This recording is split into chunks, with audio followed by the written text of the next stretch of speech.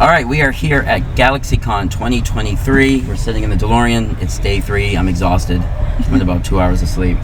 But it's been a good time. And I have in the car today a author from the Baltimore, Maryland area. She's about ready to publish her first book baby. Yep, I heard that term for the first time. First book baby. Aw. Well, I know the company, Book Baby. They're a distribution company, I right? didn't know that. Oh, yeah. So I just thought that was the name of a company. And then, like, I heard it in conversation. Like, oh, you know, That's oh, you have your first adorable. book baby. I've heard, like, fur babies before. Yeah. And then someone I was like, what's a book? Oh. Yeah, I have a fur baby. That's a book. Aw, that's cute. So I was like, oh, I guess that's a term. So I used it for the first time just now. Nice. Kind of felt weird. It did. But Well, then I have two book babies coming up. 2 book babies. All right. So let's tell everyone your name first.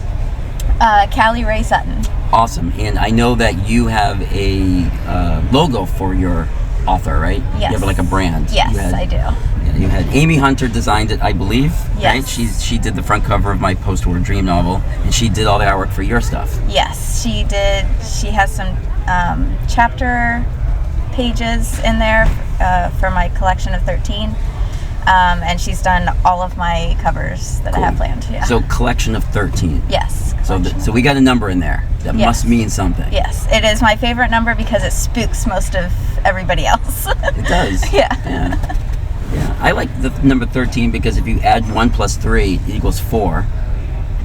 And 4, I think, is a very aesthetic number. It tends to be a lucky number. It is. Yeah. But if my volume on my radio ends in a 4, I either have to go 1 up to 5 because that bothers me in my OCD. Yes. I have to do 0 or 5 as well. Right. Or 13. That's the one exception, though.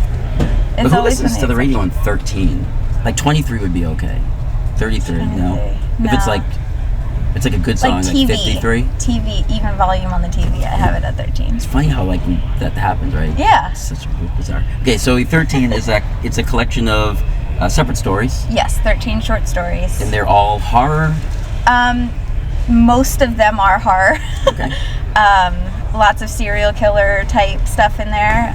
But I do have a couple witchy, fantasy, where no one dies, which is very rare for me.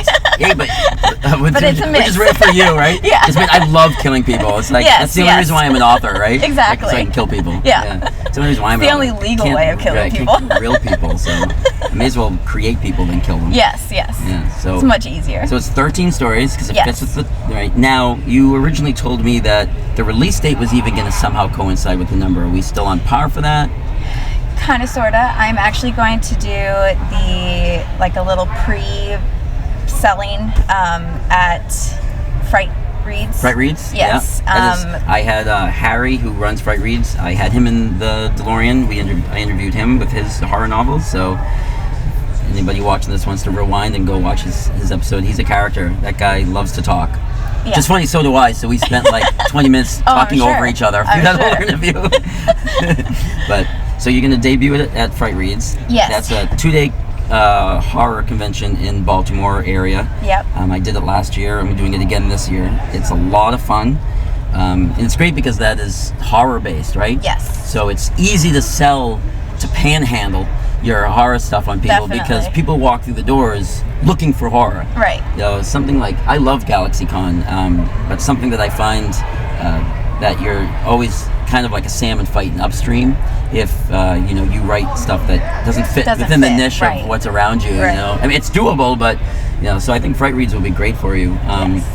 But the published date for the public will be October, Friday the 13th this year. That is cool. Yes. And are we wide or are we Amazon? We're going through Ingramspark. Oh, so you're going to be wide. Yes. So we'll be able to get it in any bookstore where books are sold. Yes. Awesome. And then your second, you mentioned a second book is more of a YA, A Witch's Sorrow. Is anybody die in that? Yes, she actually dies multiple times. It's the same person. Hold on, let me get this straight. Yeah. So you have like an adult book where nobody dies. And then you have a young adult book where not only is there death, but it's multiple deaths of the same person. Yes. I think you mixed up your outlines. Well, there are a lot of deaths in the first one as well, but not all of the stories are. But yes, in the second one, it is a witch who gets reincarnated through different eras, and so she is killed in different ways. Awesome.